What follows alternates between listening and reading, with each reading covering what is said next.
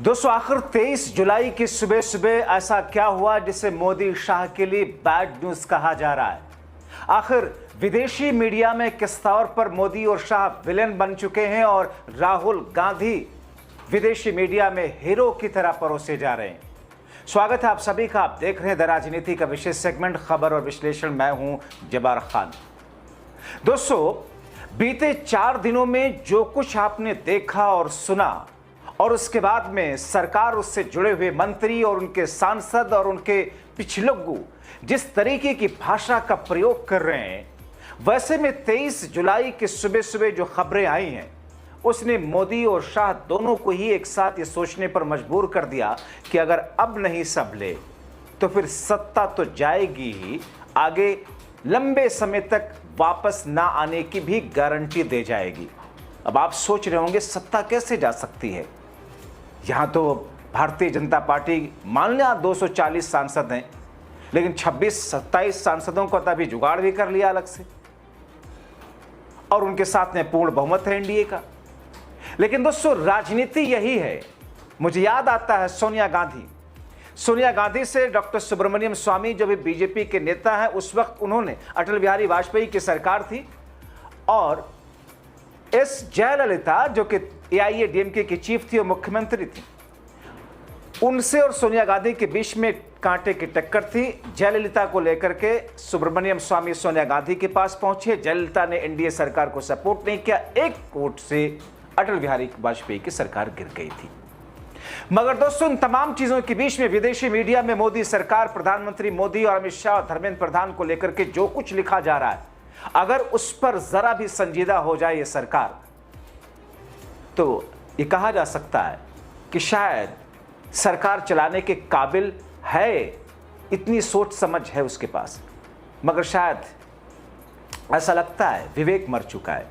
दोस्तों, मैं आऊंगा कि आखिर झटका कौन सा लगा है मोदी और शाह की सरकार को, लेकिन सबसे पहले सुबह सुबह मोदी शाह की पुलिस का कुछ बर्बर चेहरा, कुछ झलकियां आपको दिखा देते हैं।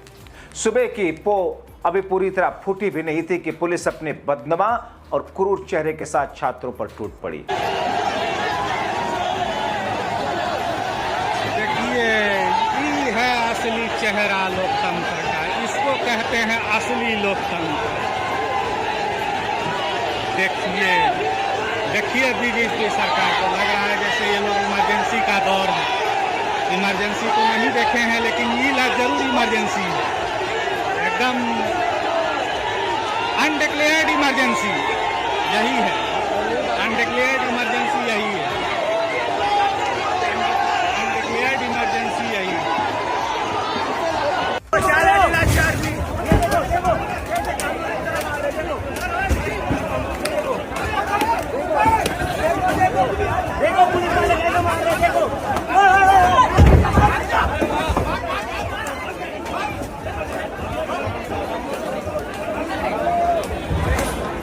दोस्तों, इस वीडियो में पीछे से आवाज भी आ रही है उस शख्स की जिसने इस वीडियो को शूट किया, जो कह रहा है वो हूबहू सत्य है। सुन लो 2 कंप्लेंट्स आए जो हमें बहुत बुरा लगा। जब सोनम जी ने पढ़ा उनको भी बहुत बुरा लगा। सब बैठ जाओ थोड़ा सा। दोस्तों, ये दृश्य है जंतर मंतर और उसके पास का। सुबह सुबह देश के छात्रों ने, युवाओं ने, जनता ने ये दर्शा दिया कि भले ही मोदी सरकार है, मगर उसको सिर्फ 35% ही वोट मिलता है, बाकी 65% उनके खिलाफ, उनकी गलत नीतियों के कारण है। हम इस सरकार को सबक सिखा करके रहेंगे। दोस्तों, सुबह सुबह चारों तरफ से लोग जंतर मंतर पहुंच रहे थे, तभी घबराई हुई सरकार ने सारे मेट्रो स्टेशन बंद करा दिए, कैद करा दिया अंदर।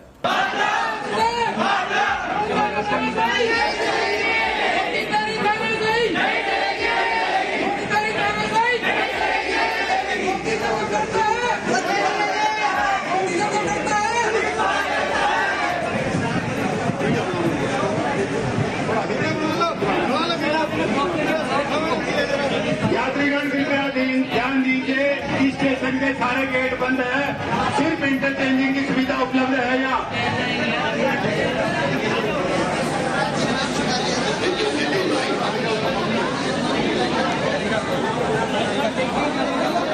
यात्रीगण कृपया ध्यान दीजिए, इस स्टेशन के सारे गेट बंद है, सिर्फ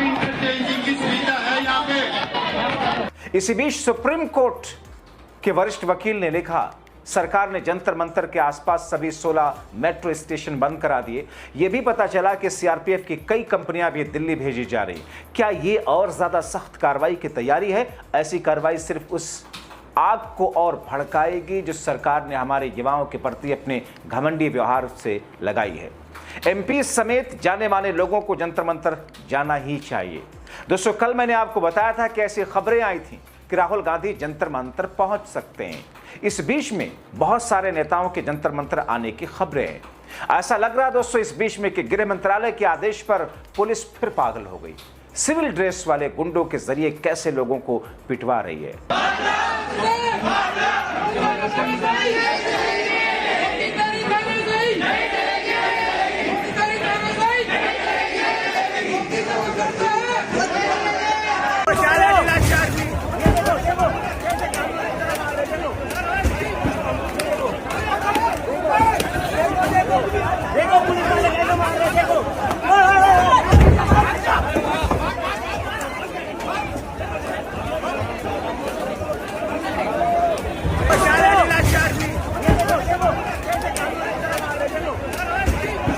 दोस्तों, आपको ये वीडियो झकझोर देगा, सोचने पर मजबूर कर देगा कि ये कैसी सरकार है। ऐसी क्रूरता छात्राओं और युवतियों पर इस तरीके से पुलिसकर्मी लाठियां बरसा रहे हैं।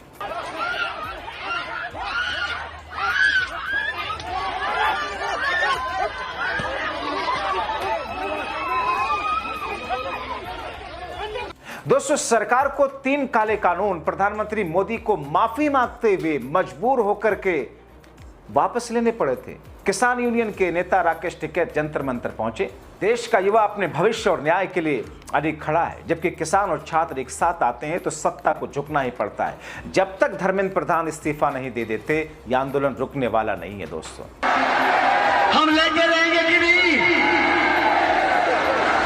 इस बीच जंतर मंतर पर देश के रेसलर पहलवान फिर से वापस आ गए। पिछली बार आए थे तो इसी बीजेपी के सांसद के कुकर्मों, बच्चियों के साथ गलत हरकत के कारण आंदोलन उनके खिलाफ किया था इन पहलवानों ने। इस बार वो देश के भविष्य और छात्रों के लिए उसी जंतर मंतर पर आ चुके हैं। कॉकरोच पार्टी ने उनकी तस्वीर को शेयर करके लिखा, पहलवान जंतर मंतर पर वापस आ चुके हैं। बजरंग पुनिया केंद्रीय शिक्षा मंत्री धर्मेंद्र प्रधान के तुरंत इस्तीफे और पुलिस की बर्बरता को खत्म करने की मांग को लेकर विरोध प्रदर्शन में शामिल हुए। हम पीछे नहीं हटेंगे। दोस्तों, हालात ये होते जा रहे हैं कि मोदी भक्त भी अब मोदी विरोध में जंतर मंतर पहुंचने लगे। वो कह रहे हैं कि हम लाए थे मोदी को बदलाव के लिए और मोदी ने ऐसा बदलाव किया कि जनता के लिए मानो यही नर्क बन गया। जब मेरे 6 शहीद जवानों को शहीद बोलने में 1 साल लगा दिया बीजेपी ने, उस दिन मेरा दिल इस बीजेपी से टूट गया।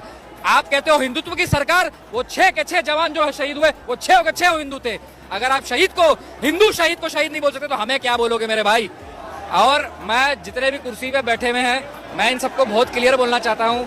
हमने बीजेपी 70 साल की कांग्रेस के बाद इसलिए लाया था कि हमें बदलाव चाहिए था।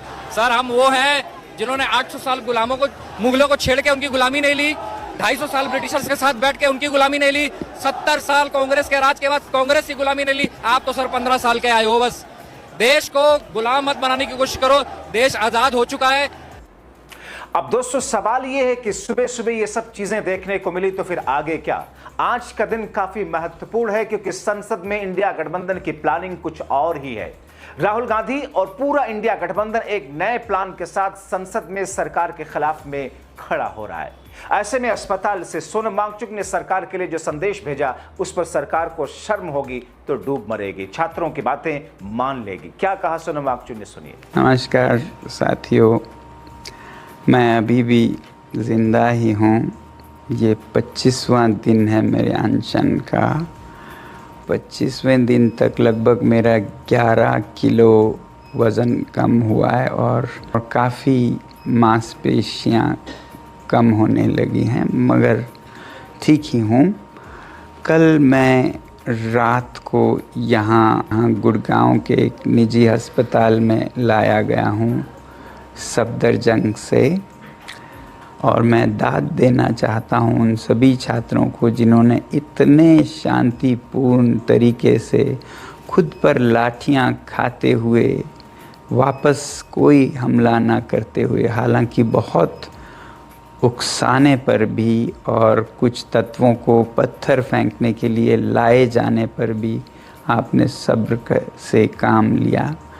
मैं बहुत ही मेरा दिल पिघल गया इससे, और क्योंकि उन पर बहुत ही बर्बरता से हमले हो रहे थे, इसलिए मैंने अपना अनशन जारी रखने का फ़ैसला किया था।